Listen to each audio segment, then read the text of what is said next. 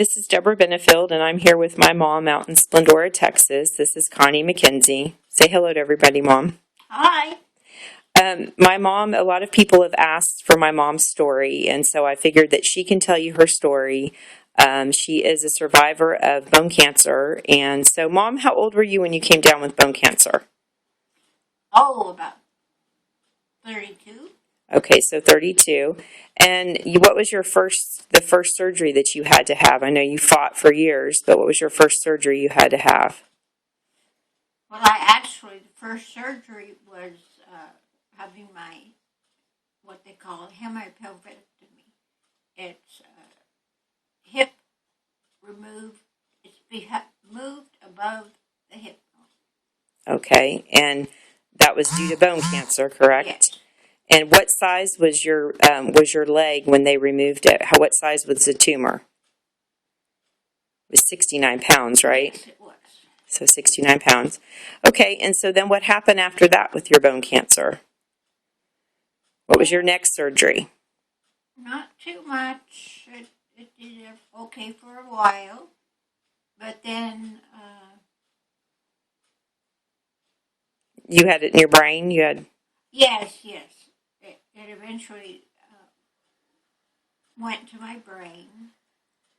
And so you had 2 brain surgeries, right? Where they had to take it out, the bone, because it had went to your skull? I had one, yes. Okay. And then what was your next surgery? Was that your collarbone? Yeah. I had the collarbone because I wasn't sure about it, but I thought it might be bone cancer again. And it was. And so they took out that part of my collarbone on the one side. And I did okay for a while. Mm-hmm. But then I had some other things come up. And what was the next surgery you had to have? Well, it was for my little pinky.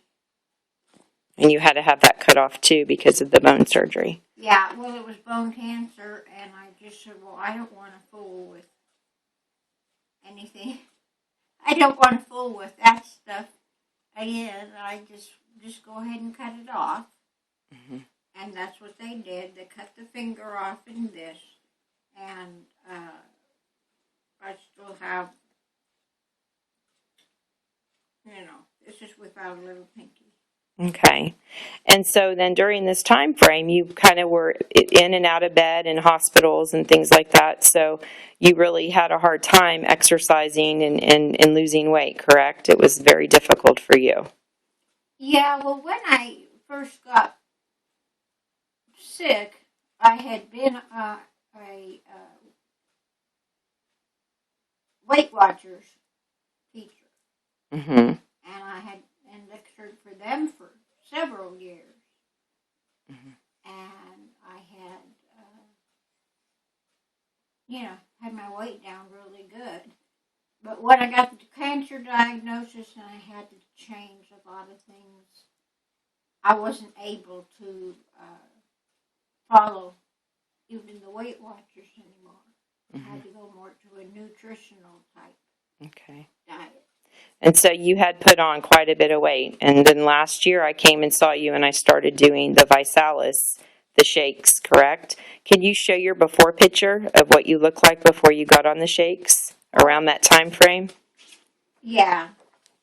This one here, it was at my son's wedding. And I was quite a bit bigger. Okay, so you're 3X, and now what are you? I was 3X, and now I'm about a 1X. Okay, so about a 1X to a large, because I've seen some of your other clothes that are a large in there. Mm-hmm. So I know it's hard to measure you and stuff because it's just hard for you to stand up that long and get on the scale. But that's a really good story, and how many shakes a day are you taking? Did you start to take? I had started at 2 shakes a day. Okay, so 2 shakes a day. Yeah. And then did you start feeling better right away and have more energy? I think so.